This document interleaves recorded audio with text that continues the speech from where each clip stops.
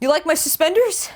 I made them myself. They're actually out of, they're actually made out of shoelaces because I said, I don't have white suspenders. I gotta get me some of those, so I figured, hey, let's just clip some shoelaces on and call it a day, my friends. Let's call it a day. That's what fashion at its finest. This is, yeah.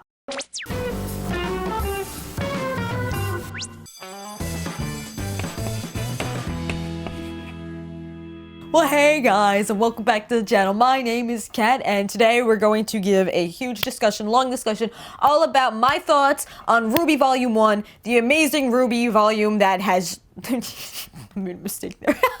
The amazing... No, I'm gonna say the same thing. The amazing volume that kind of got me hooked to the series. I mean, in general, if you've seen my reactions to the trailers, or my reactions to the trailers that are reactions, so many reactions, my god. I overall think that this entire series is just a blessing to so many people's lives. And I got hooked right away. Like, this is my tips to any of you guys who are animators or storytellers. You want to hook your audience. You want to make them just like, with that trailer, use that trailer for example. It made you question a lot. Who is RWBY? Why is she fighting these Grimm? What the heck is going on? Why is this girl in the middle of the snow destroying these things? So many questions, and that got me hooked to this series. Right, isn't that right, Charles? Charles agrees. Charles is my Grimm, if you guys don't know. Charles. But anyway, he's a good boy. He's a good boy. He's not mad. I didn't expect it to be this type of series. I thought it was going to be like, obviously I knew it was going to be emotional because from the first trailer alone, I was like, okay, this is going to destroy me as a human being. And I didn't know what was waiting for me. But I didn't know that it was going to discuss so many very important topics that this world has in store. Like, I didn't think it was going to be as human as it was. Because I watch a lot of anime, and there's only a few anime that really do get down to the humanness of a series. Like Tokyo Ghoul, for one, as you guys know. I'm a huge fan of Tokyo Ghoul. It's one of those series that gets down to the humanness of, like, not only just political things, but a lot of other things, too. So, with RWBY, I didn't expect it. For the first half of the series, it was very lighthearted. It was all about Team RWBY, Team Juniper, and, you know... our boy Cardin finding themselves and going on this adventure, which obviously I love as a human being. Like, when I'm going into the series, I'm all there for the characters. And sometimes you guys may agree or disagree with me completely, where you think that the series should have been more focused on the adventure rather than the plot. But I think it was paced very nicely in the first half of the series because it didn't jump into the plot right away. It made us feel what these characters were going through. And when it really hit me, when I knew that this series was going to completely and utterly destroy me, is with Jaune's, like, Jaune arc, but Jaune's arc, like those 2 episodes that focused on him, that's when it really made me realize how deep that this series can get because they mention bullying. I loved it because you got to meet all the characters, but you got to meet them in a way where it was very natural. And by natural, I mean it wasn't forced. It's like, you know RWBY's goal, you know what she wants to do, but that's not the entirety of the story. A lot of stories, like I say on our podcast on Patreon, I always talk about stories and like how storytelling should be. And one of the ways that a lot of storytelling does lack nowadays is people want to just talk about a plot and they don't really care about their characters too much. What RWBY does really well is it lets its characters like tell the story. It's always show and tell. It's always show and then tell. The characters tell us what they are feeling, but they show it to us through their emotions, through their simple gestures, and you feel for them. You really understand these characters as a whole because you can relate to them. So in the first half, it was really funny. Like, overall, it was so whimsy, and by nature, you knew that these characters were gonna have like a very awkward bond with each other. Because as we saw in the first half, you know what happens in the second episode? What happens? Well, RWBY tries to get friends. RWBY tries to be friends with Weiss and Blake and fails. You saw how embarrassing that was. And that can relate to us really, like, it can really resonate with us because a lot of you guys I've heard from, and a lot of you say you have a hard time making friends. And why you love our community is because you are able to make a lot of friends here. It's very awkward, you know, like in that state, and they're teenagers, which obviously means that they're going through something. And by teenagers, they are gonna go through a lot of awkward things. They're gonna go through a lot of awkward stages in their lives, and one of them is trying to make friends. it's a very human thing, because in real life, it's not just like, hey, we make friends, boom, it happens like that. Like, friendship should never be forced. It should just happen naturally, which this did. I mean, Weiss and RWBY in the first few episodes, like, Weiss couldn't stand RWBY. She looked at her like she was some kind of, like, commoner, and was just, like, too much of a quirky girl, and didn't even want to look at her. And then what happens? It was kind of like they were pushed together because destiny be it so, they were destined to be on a team. So, what I always like to tell people is you should never force friendship. You should never force anything, because everything should be happening naturally. Everything should never, ever be forced, because if it's forced, even in, like, for the characters, it's going to be extremely awkward. So when RWBY just kind of, like, laid low and she was like, oh, be my friend, at first, it didn't work. But then when she laid low and, like, she actually had to go on the adventure with Weiss in the forest, that's when they started to get along with each other. You know, it's like they started to be more respectful for each other. They started to see each other's abilities and really relate to one another, if we're going to say. Like, they really started to relate to one another and see that, oh, she's not as bad as I thought she was. Or, because in real life, you'll notice people tend to have opinions about you before really getting to know you. And once they get to know you, their thoughts are completely different. Like, for example, my thoughts on RWBY were she was a stoic character. What the heck, Kat? What are you saying? She was not a stoic character at all. And it was such a shock to me to see that how much of a relatable character she is, because she's so quirky and fun, and I loved her right away. I adopted her right away. I knew from the start that I was going to love her because of her character, because how she was introduced. I mean, how RWBY opened up was excellent, because it started with, like, the villain, you know, trying to get the dust. Dust was mentioned. What happens? Then they see RWBY there, they turn her around, and then boom, starts the fighting sequence. That pacing was perfect, and it also ended on a cliffhanger, which wanted me to get more. I wanted more the second it stopped. And that's when you know a series does well. But then RWBY started to change. The series started to change. Now, before I get into that, I want to discuss all about the fighting sequences and how amazing it was to see Team RWBY and Team Juniper work together. You saw their abilities, and through that, even that fight, you saw how amazing that teamwork was. You saw that level of hype that you just want to keep going back and just root for both of these teams, and it was so naturally done. Again, I use the term natural a lot, because by natural, I mean it allows you to relate to these characters on a very personal level, and you feel like you're there with them. Nothing is forced at all. You feel like you're actually there with them, and that's the beauty of RWBY. So that whole fight scene, I mean, I didn't see it coming, where I actually thought all of them were going to be on a team. I didn't think that Juniper was even going to exist.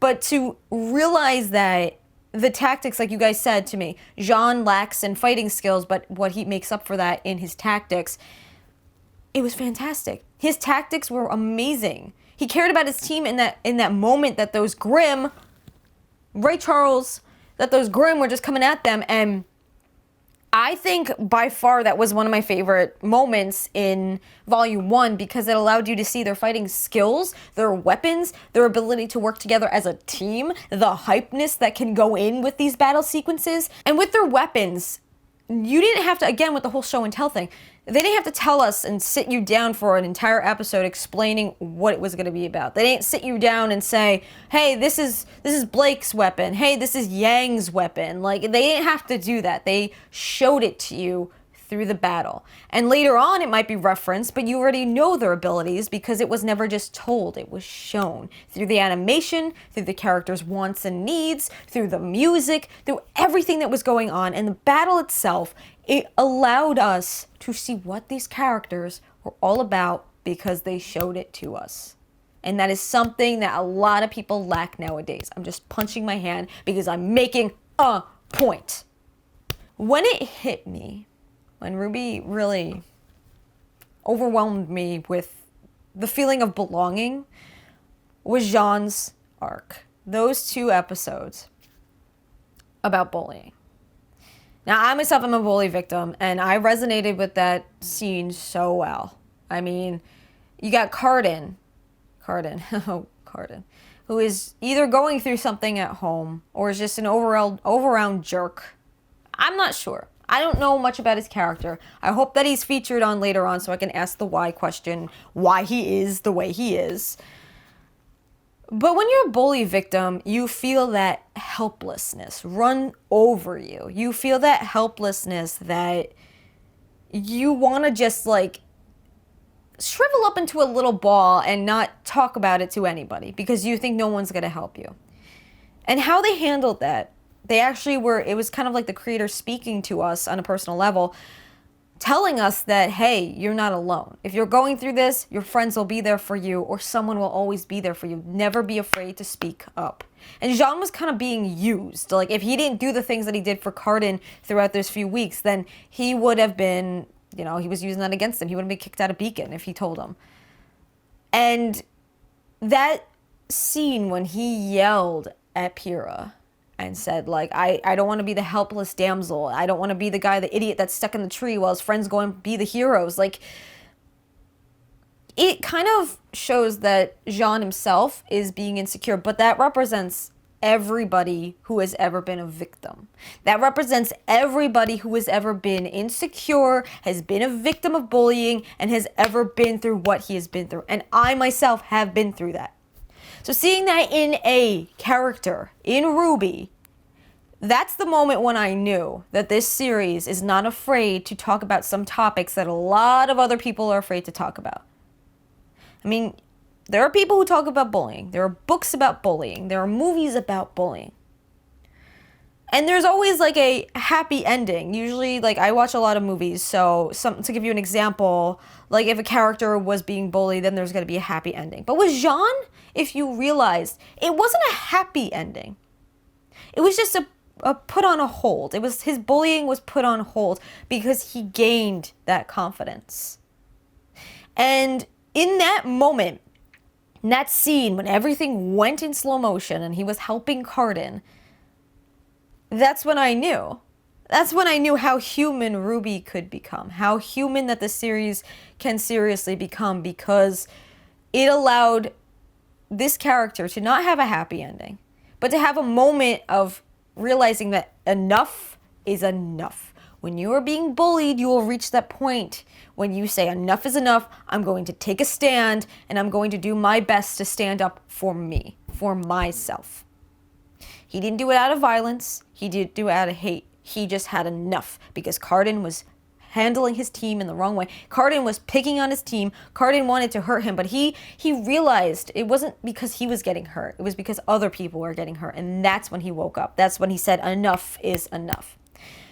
So to me personally, out of all the scenes in Volume 1 so far, that is one of my favorites as well. I mean, the battle sequence is one of my favorites, but that whole arc with Jaune is by far one of my favorite scenes because it showed us that he's going to wake up, okay? He's going to wake up and he's going to show people that you can't mess with me anymore and you cannot mess with my team. So it was natural. Again, with the whole natural thing. There wasn't a happy ending for Jaune. It wasn't just forcefully happy and the bullies went away. No, Cardin almost died and ended up learning a lesson because he saw that Jaune, Mabine, saved him. So it wasn't like, oh, yay, everything's fine now, because in life that doesn't happen. You still have the scars of being bullied. I still have the scars of being bullied, but that's, you know, it makes me who I am. And that's what RWBY is really trying to do. And another example is Blake and Weiss. Now, with The Stray, chapter 15, that's another one of my favorites. It's one of my favorites because it allowed you to really express not only yourself, but these two characters expressed to people out there. It allowed people who have ever been a victim of something that a lot of people, again, do not talk about because a lot of people in our society don't tend to talk about these types of things. It allowed these characters to address a very important subject, that there is always two sides of a story, and also there are always two victims. Not always, but the reason Weiss was acting like that, it wasn't because of hate, it was because she was a victim and she was afraid. She also mentioned her father. Now, as again, somebody who has been through issues with her father, I know what Weiss is going through, that gesture. I mean, you get like that. I get like that. When you talk about somebody, you get clenched up. And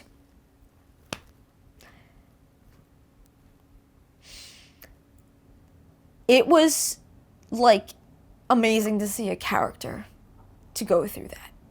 It was so great to see that, wow, there's a character out there who could possibly go through what we're all going through. And it may have not been Weiss's fault that she felt like a victim. It wasn't her fault. It's never the victim's fault. She felt like a victim for a few reasons. One, because what the White Fang were doing. And two, because of her father. Because she said in that sequence, he made it very difficult. Made her childhood very, very difficult. So it wasn't just her, and that speaks a lot of truth about her character, because she took the ability in chapter 16, she had the ability to forgive. The power of forgiveness is very powerful. It is one of the most powerful sources in this life when you are able to forgive someone.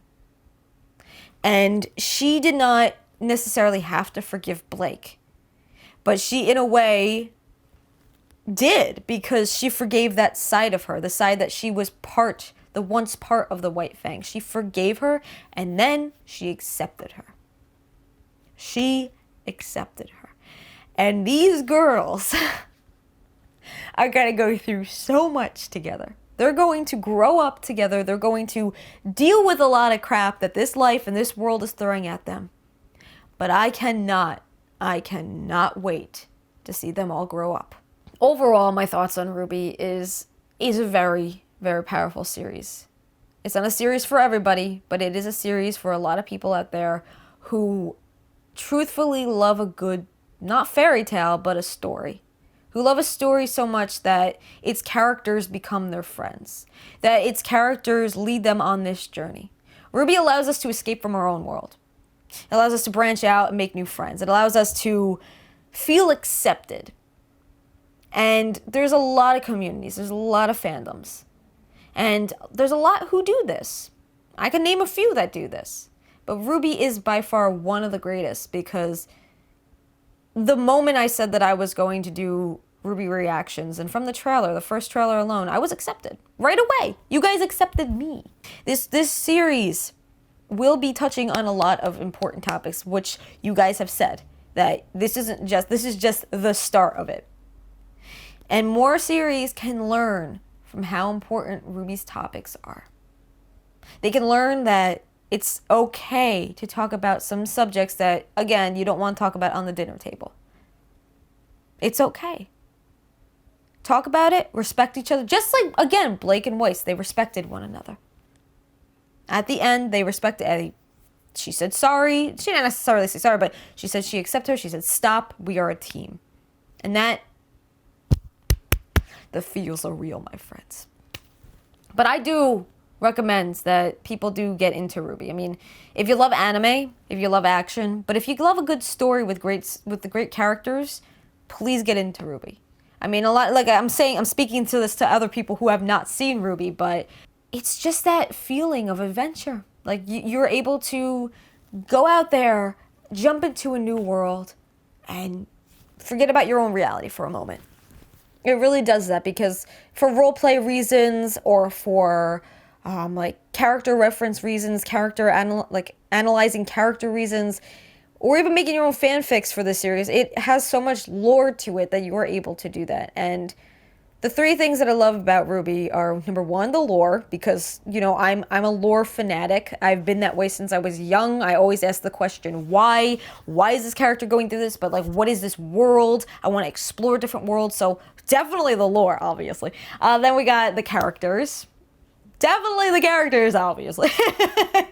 Because they show us truth. They speak truth to us, and they allow us to go on to this adventure with each other. And number three is how the lessons that RWBY does have. It doesn't preach to you, it just tells you. It shows you the lessons, it tells you the lessons, but it doesn't preach to you. It doesn't just say, hey, you know, like, you have to think this way, but no, it shows you. It shows us how you could think. Not just why. It makes you ask the question why. Like, why are they showing us this? But allows us It allows us as either reactors or viewers or just overall fans of RWBY that we have a place that is filled with love. We have a place and a community that is amazing. And one of the biggest reasons that I did do RWBY reactions is because this community is so positive. So if you want a series that'll make you laugh and cry and overall just make you want to hug your toys of RWBY and just be like, it's gonna be okay, just check out RWBY. I mean, for those of you who have been watching, you know why I'm like this. You know how emotional this is for me. And God bless Monty. God bless Monty. He truly changed this world and gave a lot of you guys like a purpose. It gave fan artists a purpose. He gave like musicians and animators, and God bless him for all he has done and for really making a community that has truthfully blessed people's lives.